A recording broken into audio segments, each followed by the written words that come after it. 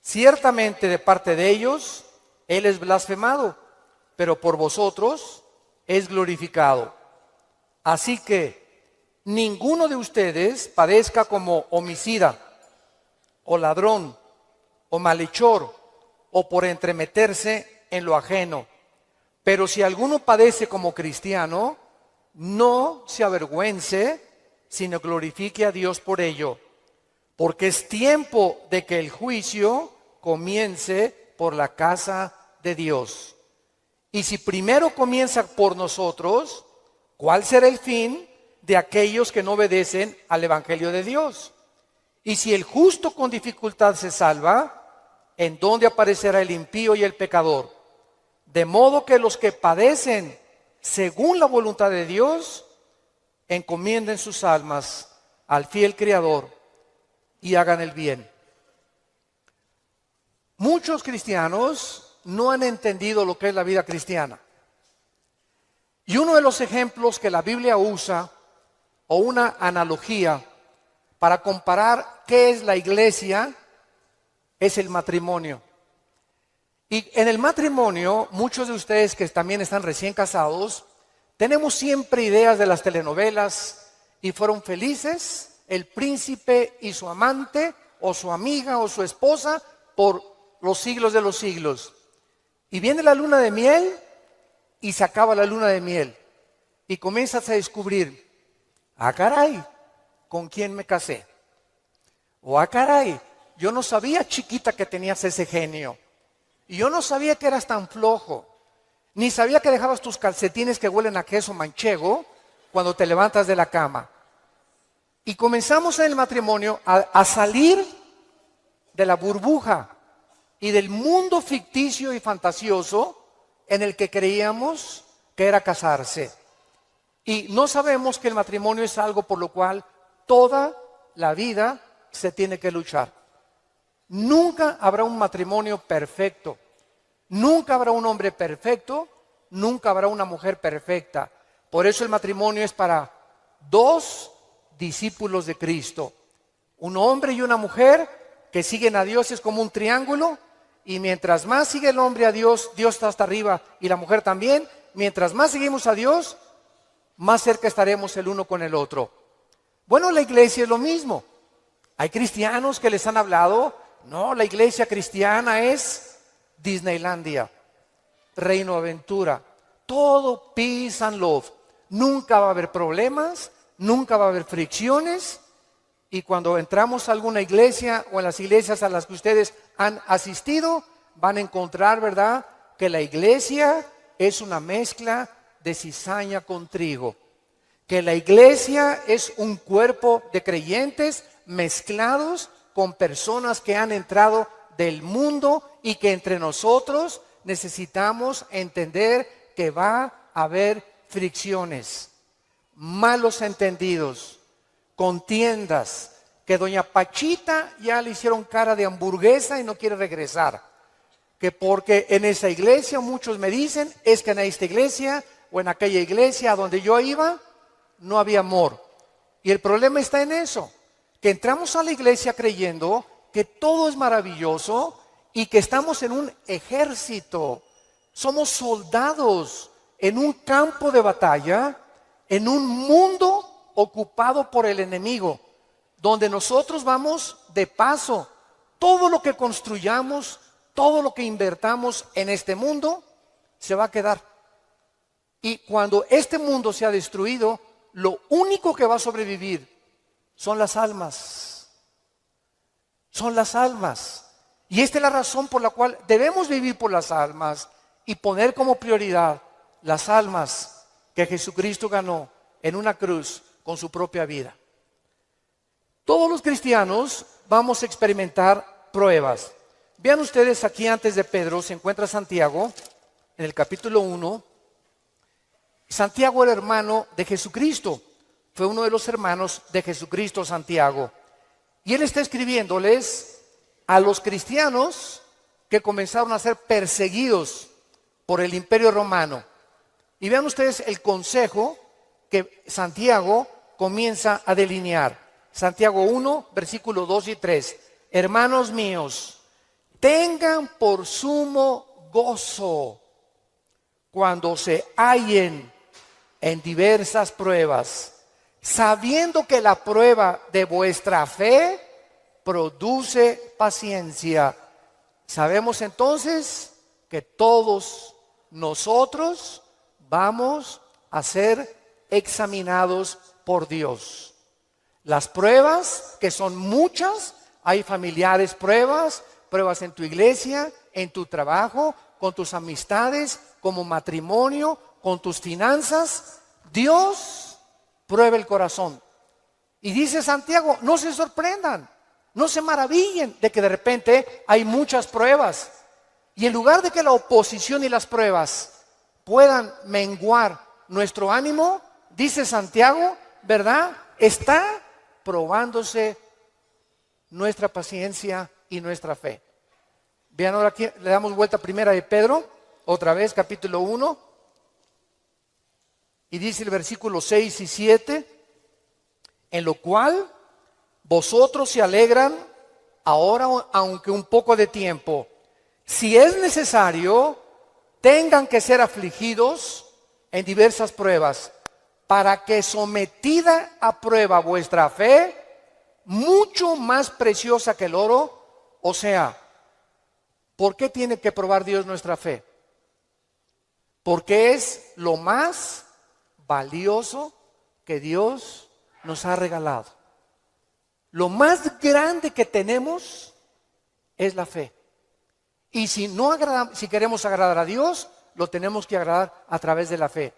Porque sin fe es imposible agradar a Dios. Por lo cual tenemos que entender por qué vienen pruebas, por qué me robaron mi coche, por qué tuve este problema con mi esposa, por qué este problema con mis hijos, por qué este problema en la iglesia, por qué este problema en el trabajo, por qué está el mundo ahorita como una olla hirviendo, donde las naciones están a un punto de una conflagración internacional. Aunque sabemos bíblicamente que si explota una guerra en Europa o en el Medio Oriente, no es todavía la tercera guerra mundial. En estos últimos meses, todas las invitaciones que he recibido han sido en radio, en televisión, con iglesias, con alianzas de pastores, para explicarles que esta guerra no es la tercera guerra mundial, que la Biblia nos habla claramente que falta mucho para la tercera guerra mundial y que este es lo que va a pavimentar el camino para el surgimiento del anticristo en el Medio Oriente. Entonces, estas pruebas, dice la Biblia, son importantes porque nuestra fe es la que tiene que ser probada. Ya sea en el trabajo, en la escuela, en el vecindario, etcétera, etcétera, estamos rodeados de personas que no les caes bien porque eres cristiano. Estás rodeado de amigos que cuando les comienzas a decir que eres cristiano, te van a comenzar a perseguir y a burlar. Porque el mundo está bajo el control del maligno y nosotros vamos de paso nada más. Somos un ejército que venimos a resistir al mal. No nos mandó Dios a terminar con el mal. Nos mandó a resistir hasta que Cristo venga. Se acabarán entonces las guerras y podremos recibir las coronas de gloria. Ahora, muy bien, en esta sección se nos advierte, en la de Primera de Pedro, acerca de otra prueba. Regresamos al capítulo 4, Primera de 4, versículo 12. Y esta prueba es especial, porque le llama el Espíritu Santo fuego de prueba. ¿Qué hace el fuego? ¿Qué hace el fuego? Purifica. El fuego purifica y saca el verdadero valor. Las pruebas que nos vienen a nosotros es precisamente cuando un maestro no te hace exámenes. ¿Cómo vas a ver el maestro si tú estás calificado para pasar a la preparatoria? Forzosamente tenemos que ser examinados, ¿verdad? Con pruebas. Ahora tú te puedes preguntar, ¿qué Dios no sabe si voy a pasar o no voy a pasar la prueba? ¿Para qué nos hace pruebas Dios? Los maestros, yo entiendo que es para saber el coeficiente intelectual o la intelectualidad o el conocimiento que tienen los alumnos. Pero Dios, ¿por qué nos prueba? ¿Cuál es la respuesta? Dios sabe lo que hay en tu corazón. pero Él quiere que nosotros sepamos lo que hay en nuestro corazón. Que descubramos a través de las pruebas cuánta maldad hay dentro de nosotros. Cuántas cosas hay dentro de nosotros que necesitan ser quemadas todos los días. ¿Cuántas cosas hay dentro de nosotros? Porque aunque seamos cristianos, seguimos teniendo el potencial de ir en contra de las leyes de Dios. Por eso dice en Gálatas 5, las obras de la carne son esto y esto y esto: fornicación, adulterio, borracheras, drogadicto, hechicerías, ocultismo, etcétera, etcétera. Un cristiano puede caer en las cosas que él practicaba antes de que fuera cristiano, si el cristiano abandona a Dios. Y cuando descubrimos la maldad que hay dentro de nosotros, ¿qué podemos hacer? Gritar como Pablo en Romanos 7: miserable de mí, en mí no mora el bien. El bien que quiero hacer no lo hago, lo que no quiero hacer, eso hago. Entonces encuentro que en mi mente me dice: no fumes. El cigarro te va a molar los dientes, la lengua, la faringe, el esófago, la tráquea, los pulmones, el corazón. ¿Y por qué sigo fumando? Veo otra ley. Mi mente me dice: estás mal, pero mi corazón me dice: hazlo. Y mi carne le gana a mi razonamiento. Y entonces Pablo dice: miserable de mí, y dichosos los que han descubierto esto. Oh Dios mío, ¿por qué volví otra vez a prender el canal de la pornografía? Yo no quería ver esa pornografía. ¿Por qué caí ayer con mis amigos y me emborraché la semana pasada? Soy cristiano, ¿por qué lo hice? ¿Por qué le grité a mi esposa como le debía haber gritado, no debía haberle gritado? ¿Por qué lo hice? Y qué mal nos sentimos cuando comenzamos a descubrir esa maldad. Y qué buen síntoma es que digas: ¿por qué lo hice? Eso muestra que tenemos al Espíritu Santo, que nos está redarguyendo, que nos está diciendo: esto que hiciste está mal. Antes lo hacías y no te importaba y te dormías ni pedías perdón. Pero ahora, cuando pecamos, nos damos cuenta, nos entristecemos, nos llenamos de una ansiedad tremenda en el corazón, porque no tenemos paz. Es la paz que nos quita Dios hasta que vengamos a la cruz y le pidamos perdón, y la sangre de Cristo nos limpia de todo pecado. Pero esta es la razón por la cual las pruebas Dios nos las manda, para que vayamos evaluándonos honesta, íntegra y sinceramente en qué nivel nos encontramos de espiritualidad.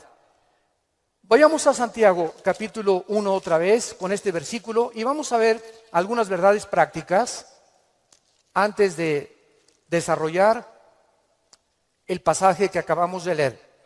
Veamos algunas verdades prácticas de las pruebas.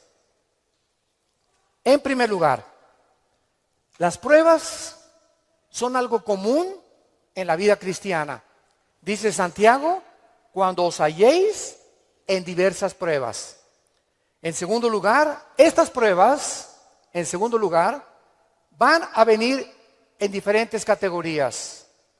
De repente, estás tranquilo, eres deportista, tomas vitaminas, estás perfectamente sano y te vas a hacer unos exámenes de sangre, y las radiografías y la biometría hemática de sangre te dice el médico: tiene usted cáncer, o tiene usted diabetes, o padece usted un problema, ¿verdad?, renal, etcétera, etcétera. En el momento que oímos esa noticia, toda nuestra vida cambia. En ese momento dices: ¿qué me está pasando? ¿Cómo me pudo suceder esto a mí? Fue una prueba de fuego. O de repente tu hijo cayó y chocó, o tu hija se mató, o tu esposo se murió, o se cayó tu casa, o se incendió tu coche. Nunca sabemos qué va a suceder el día de mañana. Entonces tenemos que estar preparados para entender que estamos en un mundo donde somos vulnerables y donde cualquier cosa puede suceder, y Dios lo va a permitir con un propósito siempre, siempre santo, que va a resultar para un bien. Cuando oigas ese accidente, de esa enfermedad y de ese problema, no lo entendemos. ¿Qué está pasando en la iglesia? ¿O qué pasó en mi casa? ¿O qué pasó con el gobierno? ¿O un golpe de estado? No entendemos cuando explota una bomba. Hay mucho humo y no se puede entender qué es lo que está pasando. ¿Qué verdad? No hay verdad. ¿Será mentira? ¿Será melón? ¿Será sandía? Y no es hasta que el humo se va, pasan una semana o 2 semanas, cuando comienzas a ver y a entender. Si tú en esa prueba, escúchame muy bien, durante esa prueba que estás atravesando, no te sueltas, pase lo que pase en tu vida. Si tú no te sueltas de Cristo, no te imaginas cómo Dios te va a bendecir, te va a fortalecer y vas a madurar espiritualmente como no te imaginas. ¿Qué se probó cuando te dijeron que estabas enfermo? ¿Qué se probó cuando oíste que te robaron tu coche? ¿Qué se está probando cuando perdiste el trabajo? Se está probando nuestra fe. ¿Cuánto confiamos en Dios? Cuando se va tu esposa o te abandona su esposo, ¿qué vas a hacer? ¿Te vas a recurrir a las drogas? ¿Te vas a emborrachar? ¿Vas a renegar contra Dios? ¿Para eso soy cristiano? ¿Me quitaron mi trabajo? ¿Por qué si yo diezmo regularmente me quitan mi coche? Dios, yo no lo entiendo. ¿Y por qué me corren de mi trabajo si sabes que tengo que mantener a mi familia? Dios está buscando que nosotros veamos nuestra reacción, porque nuestra reacción determina el nivel espiritual que tenemos de fe. Y es precisamente en esas pruebas, en esas reacciones, donde Dios sabe cómo vas a reaccionar. Vamos rápidamente a Génesis capítulo 22. En el Antiguo Testamento, y veamos la prueba de fuego que pasó a Abraham.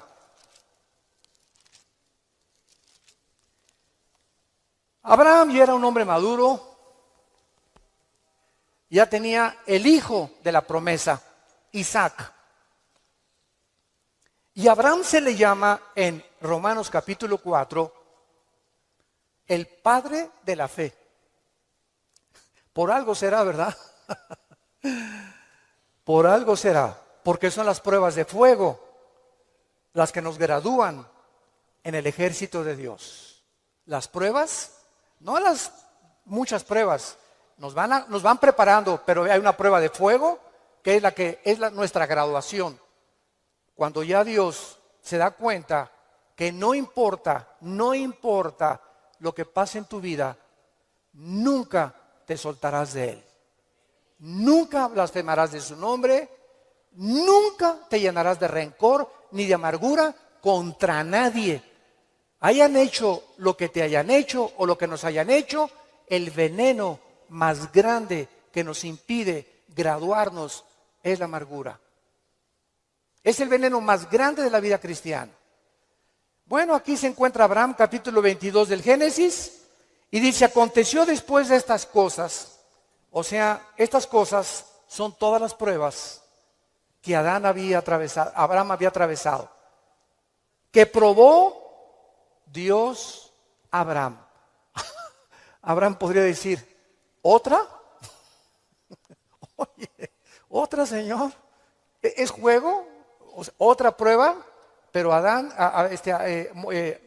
quiero decirte una cosa, Abraham. Esta prueba, ¿verdad? No te imaginas, va a ser la bendición más grande para tu vida y para 1000 generaciones después. A los que les interese la palabra prueba en el hebreo, es la palabra nasá, con H al final. Cuando dice probó, es la palabra nasá. Escuchen lo que significa probar en el hebreo. Manifestar el corazón por medio de la presión. No es hasta que la presión viene a nuestras vidas que se sabe lo que tenemos escondido en el corazón. ¿No es cierto? No es bajo la presión donde se prueba el carácter de los hombres. Bajo la presión. Dice la Biblia, esto es lo que Dios quería hacer. Poner presión en Abraham para darnos un ejemplo a nosotros de cómo reaccionar. ¿Y cuál fue la prueba de fuego que Dios le puso a Abraham? Dame a tu hijo Isaac. Versículo 2. Señor, no te oí bien. Creo que me está fallando el oído. ¿Qué dijiste? Que me des a tu hijo. Señor, ¿estás bien? ¿No necesitas un mejoral? ¿Me estás hablando? ¿Eres tú? ¿No será un demonio el que me estará hablando? Señor, tú me dijiste que este hijo era el hijo de la promesa, no era Ismael. Tú me prometiste que era Isaac y la semilla de Isaac, el esperma de Isaac, la descendencia de Isaac, donde el Mesías, el Salvador que has prometido, iba a venir. ¿Cómo me lo pides? ¿Y cuál es la respuesta de Isaías 55, 8 y 9? Mis pensamientos no son vuestros pensamientos, y mis caminos no son vuestros caminos, ovejas santas, amadas de Dios. Así como los cielos son más altos que la tierra y mis pensamientos más altos que ustedes, así es como yo tengo que pensar para que ustedes comiencen a entender que yo no pienso como ustedes y que la fe es mantenerte de pie y seguir creyendo aunque no haya explicación inmediata. Señor, no entiendo qué pasó con mi casa, no entiendo por qué perdí el trabajo, no entiendo lo que está pasando, no entiendo esto, no entiendo aquello, pero como dijo Job, aunque tú me matares, seguiré confiando en ti. Y seguiré esperando y sabiendo que cuando se disipe el humo y entienda tus caminos, tienes algo mejor para mi vida. Esa es la fe. ¿Y qué hizo Abraham? No abrió la boca, no discutió. No vemos aquí que se puso al brinco con Dios. Abraham, Isaac, ven hijo mío. Muchachos, los siervos de Abraham, traigan la leña. Y entonces los dejó ahí en el monte a los siervos y agarró a Isaac y comenzaron a subir al monte Moriah. Escuchen, el monte Moriah fue donde Dios no perdonó a su hijo. Dios perdonó a Isaac, pero Dios no perdonó en el mismo monte a su hijo Jesucristo 4000 años después. Y cuando iban camino al monte, le dice Isaac a Abraham: Padre, ¿dónde está el sacrificio? Y Abraham no le dice nada. Dios proveerá. Y entonces se acuesta Isaac y lo amarra a Abraham, y cuando levanta la mano, dice el versículo 10 y el versículo 11, y extendió Abraham su mano y tomó el cuchillo para degollar a su hijo. Entonces el ángel de Jehová le dio voces desde el cielo y dijo: Abraham, Abraham. Y él respondió: heme aquí. Y dijo: no extiendas tu mano sobre el muchacho, ni le hagas nada, porque ya conozco que temes a Dios, por cuanto no me rehusaste darme a tu hijo. Dios, síganme con cuidado, no estaba buscando el sacrificio de Isaac. Dios estaba buscando el sacrificio de las emociones y los sentimientos de Abraham.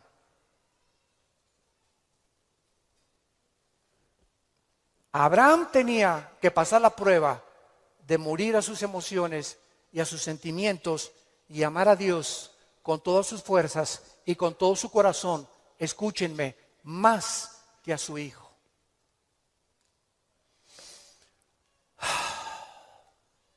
En el Nuevo Testamento se acercaron a Cristo, se los voy a explicar con más detalles, y le dijeron: ¿cuál es el más grande mandamiento? Y contestó Jesucristo: amarás a Dios con todo tu corazón, con todas tus fuerzas y con toda tu alma, y a tu prójimo como a ti mismo. Muy bien, hace algunos años yo le pregunté a Dios, porque alguien, ¿verdad?, me metió una idea satánica, un ateo, en un hotel. Me acuerdo que se acercó y me dice: oiga, señor Alducin, el Dios que ustedes adoran es un misógeno, es un ególatra, es un Dios que solamente busca a Él, a Él, a Él. Que nada más dice, ámame a mí con todo tu corazón, más que a tu esposa, más que a tus hijos. ¿Cómo puede ser esto posible? Me dijo este ateo. ¿Cómo puede usted reconciliar a un Dios que nos diga que lo amemos más a Él que a la propia familia? Y entonces me fui muy confundido. Me comenzó a dar vuelta, porque en ese momento me quedé así, ¿verdad? Le dije, ¿sabe una cosa? Voy a orar y le prometo que voy a buscar una respuesta de Dios. Nadie me había hecho nunca ese ataque a mi fe. Entonces pasó como unas 2 semanas, me puse a orar, ayuné como 2 días buscando esta respuesta y fue tan clara de parte de Dios. Y el Señor me mostró en la Biblia lo siguiente. Mira, hijo, me dice Dios, cuando yo les pido a ustedes, ámenme con todo mi corazón y con toda mi mente, ¿saben por qué se los pido?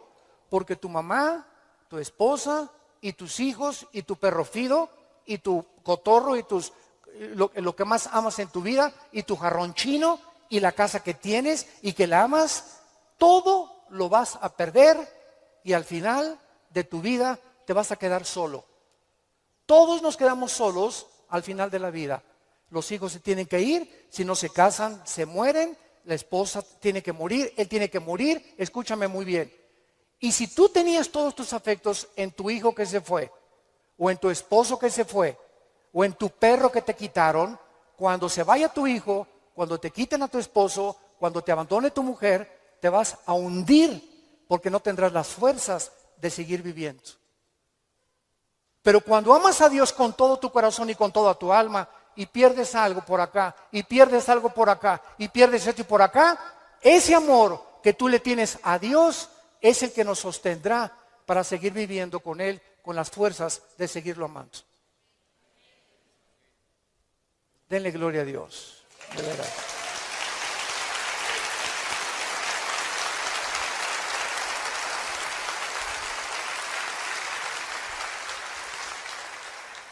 La fe es creer aunque no entendamos.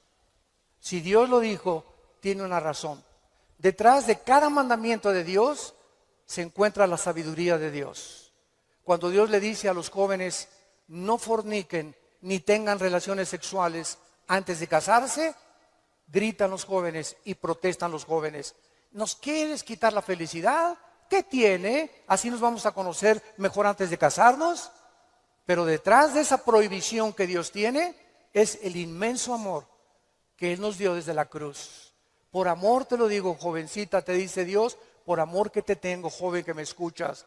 Tú no te imaginas las consecuencias de la fornicación. Vas a los 18, 19 años a ver crecer tu pancita, te vas a tener que salir de la escuela, él va a resultar con que no te quiere. Es increíble que por no haber puesto ustedes freno en sus relaciones meses antes, hayan ustedes acabado en un pecado que se llama la fornicación. Dios es sabio y nos dice a los casados, no cometerás adulterio. Dice Salomón en Proverbios 6, versículo 32, el que comete adulterio es falto de entendimiento, corrompe su alma el que tal hace. El que comete adulterio echa a perder su matrimonio, sus hijos, los celos, la infidelidad, que tarda años en poder levantarse. ¿Y todo por qué? Por tu ego, por tu orgullo, por tu vanidad de querer irte con una muchacha más joven o con otro hombre sin tomar en cuenta a tu propia familia. Es el ego siempre el enemigo de nuestro Dios. Dios sabe por qué nos da las provisiones que nos da, porque nos ama y quiere lo mejor para nuestra vida. Y finalmente aquí en estas verdades prácticas en Santiago encontramos también, ¿verdad?, que las pruebas prueban la fe que tenemos y la fe nos muestra cuánto confiamos en Dios. Dice en el Salmo capítulo 11, versículo 1 y 2. En Jehová he confiado. ¿Cómo decís a mi alma que escape al monte cual ave? Porque aquí los malos tienden el arco, disponen sus saetas sobre la cuerda para asaetear en oculto a los rectos de corazón. Si hubo un hombre perseguido, calumniado, vituperado, despreciado entre los héroes de Dios fue el rey David. A los 17, 18 años lo ungen, Samuel, tú vas a ser rey de Israel. Ah, dice David, qué suave. Bueno, pasaron casi 12 años, vean esto, desde que lo ungen con sus hermanos, pasaron 12 años, hasta los 30 años de edad, 12 años de pruebas. El hombre que Dios había escogido para sentarlo en el trono de Israel, tenía que ser probado. Y tenía que ser probado en la amargura, en el rencor, en la confianza en Dios, en saber que no importa, aunque me rodee un ejército y aunque miles de amenazas, Dios es mi salvación, mi fortaleza y mi luz. ¿De quién temeré? Dice el Salmo 27. ¿De quién temeré?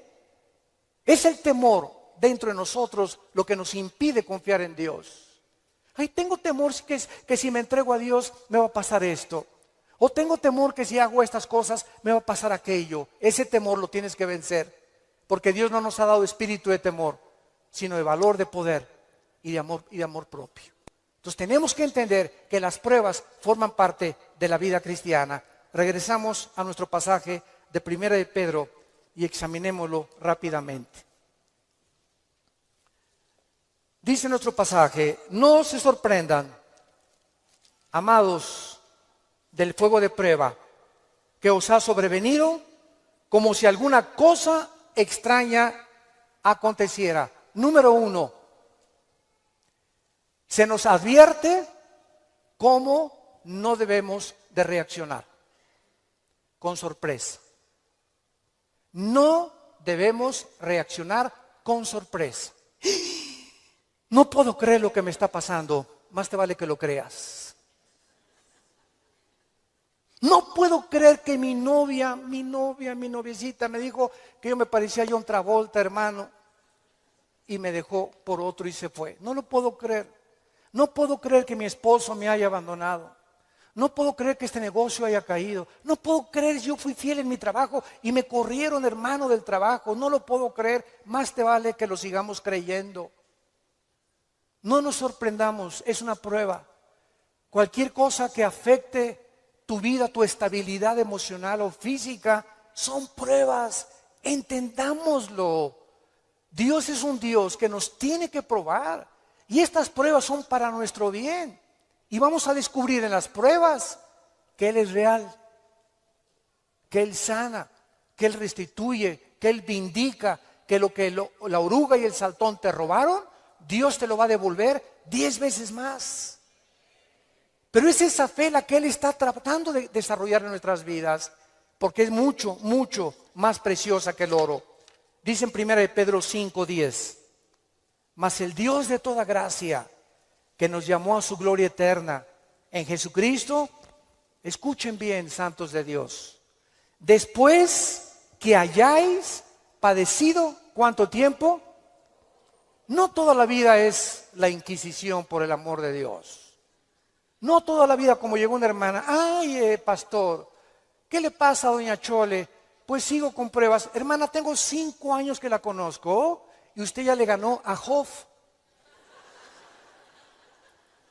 No me diga que en 5 años Dios no la ha dejado descansar. Ese no es el Dios que servimos. Dice claramente que las pruebas son temporales, de vez en cuando Él cree conveniente que la necesitamos atravesar.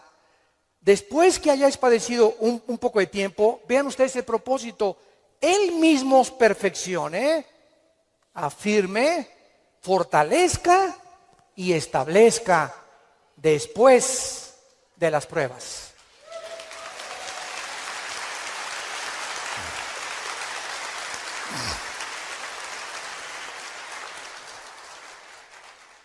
Ahora, veamos lo que tenemos que hacer.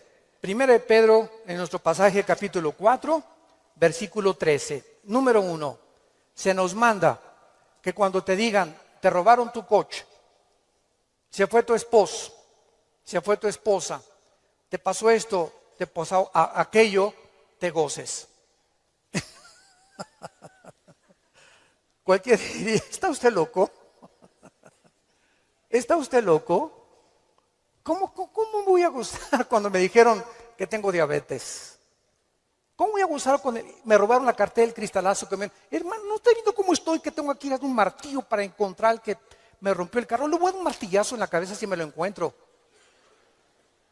O mi esposo, ¿verdad? Con la cara de cocodrilo. Qué bueno que se fue el cocodrilo y que se fue, ¿verdad? Ten mucho cuidado que tu reacción sea de gozo. Y les voy a explicar lo que se encuentra detrás. Cuando Job llegaron y le dijeron, quemaron tu rancho, tus camellos, tus ovejas, tus vacas y tus hijos. Y estoy seguro, por la clase de esposa que tenía, que si ella se lo hubieran llevado, hubiera estado más contento. Entonces se la dejó a ella. Yo entiendo cada vez más a mi Señor. No por ti, mi amor, ¿eh? Mi esposa no va a creer. Y entonces la esposa llega, ¿verdad? Y le dice a Job, maldícelo, maldice a Dios. Y contesta Job y le dice a la esposa, vean la calidad moral y espiritual y de fe que tenía este hombre en Dios. ¿Qué acaso recibiremos de Dios solo lo bueno y no lo malo? Bendito sea el nombre de Dios, porque Él da y Él quita en su soberanía. Qué tremendo, ¿verdad?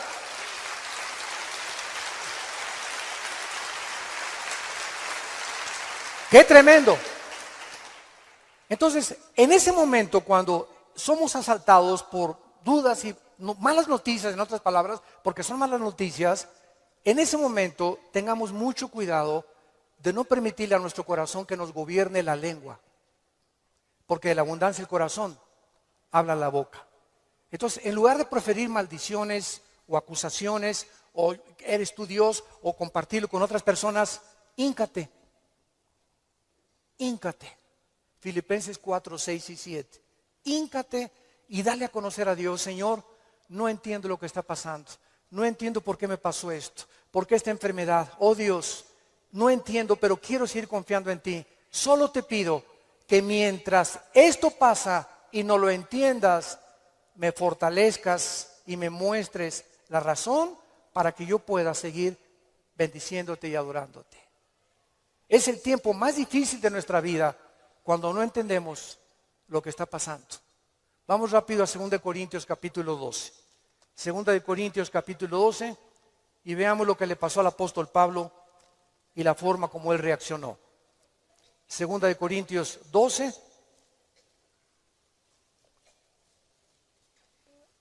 Pablo fue uno de los pocos hombres, junto con Enoc y Elías y el apóstol Juan, que subieron al cielo.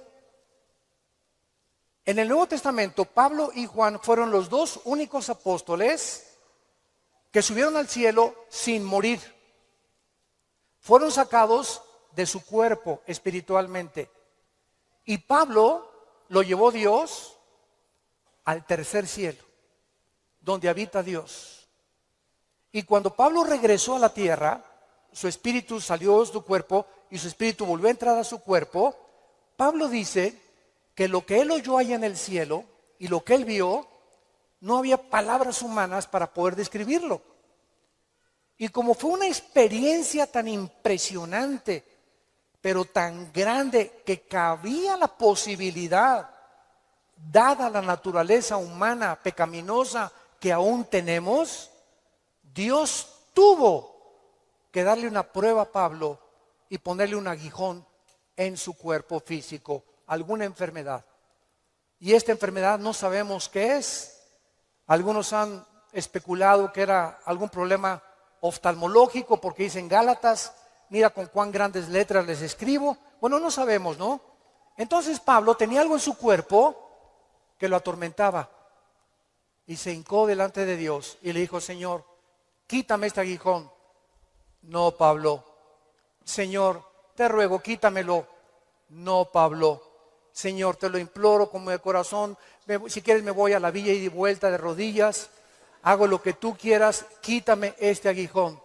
Y Dios le contesta y le dice en el versículo 9: Y el Señor me ha dicho, bástate mi gracia. ¿Por qué? Porque mi poder, y lo traduzco en el original griego, está en presente continuo. Mi poder se está perfeccionando a través de esta dolencia física que he permitido que tú tengas. Mi poder se está perfeccionando mientras tú estás sufriendo esta enfermedad en la que estás atravesando. Y entonces Pablo, cuando entiende detrás de lo que no entendía, por qué Dios permite eso en su vida, contesta Pablo y dice, por tanto, de buena gana me gloriaré más en mis debilidades para que repose sobre mí el poder de Cristo. Muchos de ustedes lo conocen. Bueno, su esposa es mexicana, de Chihuahua. Y estuvimos ahí como una hora mi esposa y yo y nuestros 3 hijos compartiendo con ellos en una iglesia de Dallas, y nos querían conocer también a nosotros, bueno, que también conocían nuestro ministerio, etcétera, etcétera. Y cuando yo me acerqué a abrazarlo, a este muchacho, ¿de dónde lo agarro? Nunca había tenido esa impresión, me quedé como paralizado, ¿qué hago, no? Y él me hacía así, bueno, pues entonces como un costal, ¿verdad? Lo agarré y lo hice así, y me dice, levántame, y le comencé a hacer así. Y entonces le pregunté y le dije, sinceramente, platicando con él, ¿por qué nos dijiste que quién era feliz? Y entonces en la reunión que él tuvo, le preguntó a la gente, ¿quién de ustedes es feliz? Y muchos que estaban, yo sí o no. Y me dice, yo les quiero contestar algo.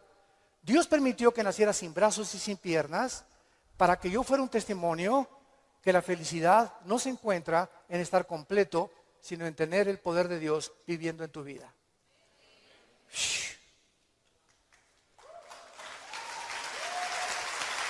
¡Qué tremendo!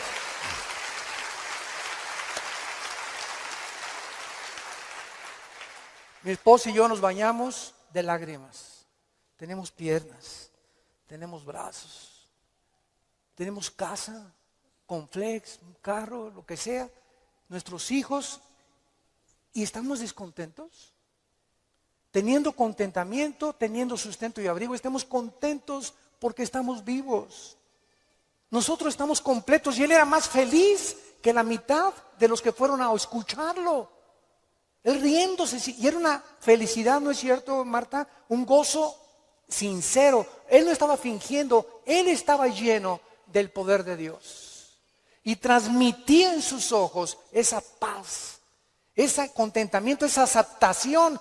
Él dijo que a los 12 años se quiso suicidar porque todavía no había aceptado a Cristo. Y se metió y dice, ¿cómo me suicido? ¿Con qué? Ni modo que agarre una pistola y le haga así, ¿verdad? Se metió a la tina del baño y con la boca abrió la llave y se quería morir ahogado. Y cuando estaba el agua subiendo, muchos de ustedes que ya no oído su testimonio, yo lo traigo grabado en mi iPhone, dice que en ese momento dijo, si yo me quito la vida, nunca podré compensarles a mis padres y los haré culpables a mis padres, porque siempre se lamentarán porque yo nací así, y si hay un Dios, nunca conoceré el propósito por el cual permitió que yo naciera sin brazos y sin piernas. Y apagó la llave y le dijo, yo no entiendo, al año se convierte a Jesucristo. Y ha ganado millones de almas.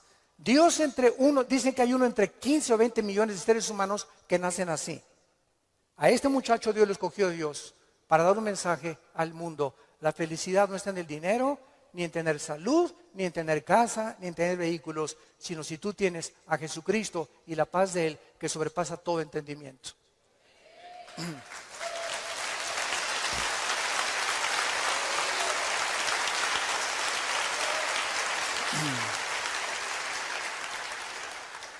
Y finalmente regresamos a nuestro pasaje de 1 de Pedro capítulo 4, dice así, gócense, versículo 13, por cuanto son participantes de los padecimientos de Cristo, para que también en la revelación de su gloria se gocen con grande alegría.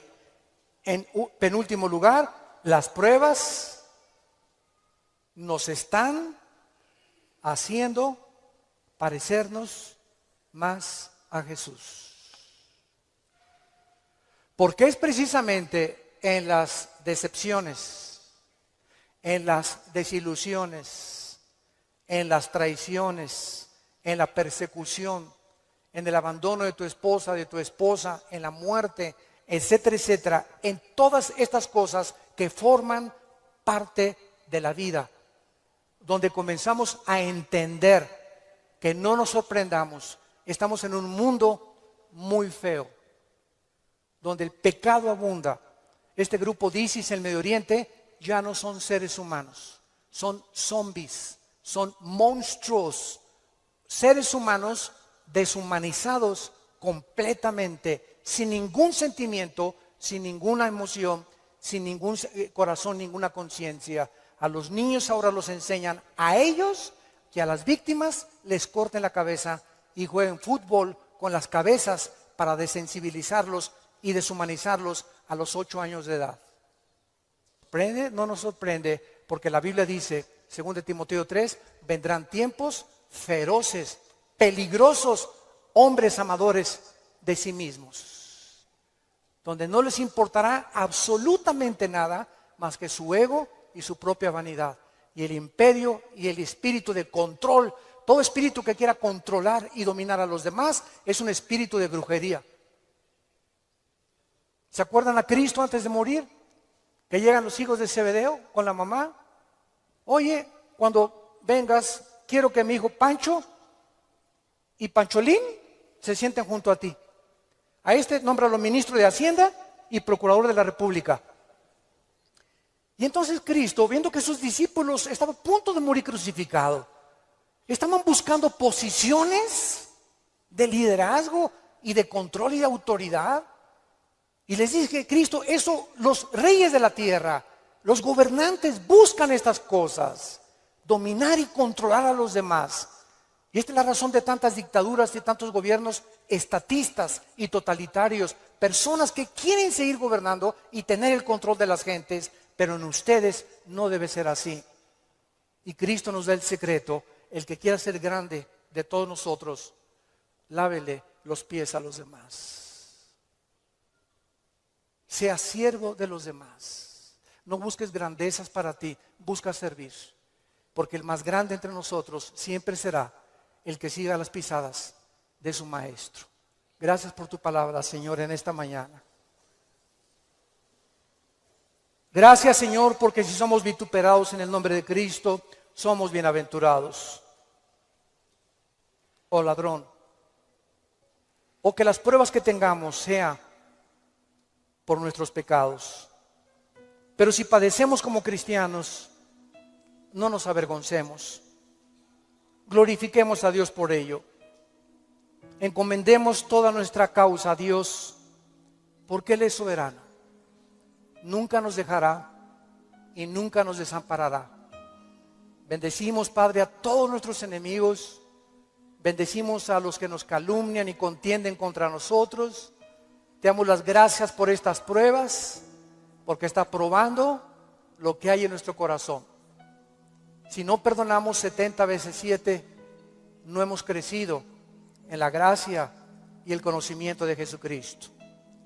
Si hay alguna persona en esta mañana que aún no tiene a Jesús, que aún no tienes este corazón que Dios quiere que tú tengas, esta comprensión de la vida espiritual y de lo que es la iglesia y el cristianismo, ven a la cruz, entrégale tu vida diciéndole estas palabras ahí con todo tu corazón: Señor mío y Dios mío, te pido perdón por mi vida, por mis pecados, por mi rebelión a mandamientos que antes no entendía.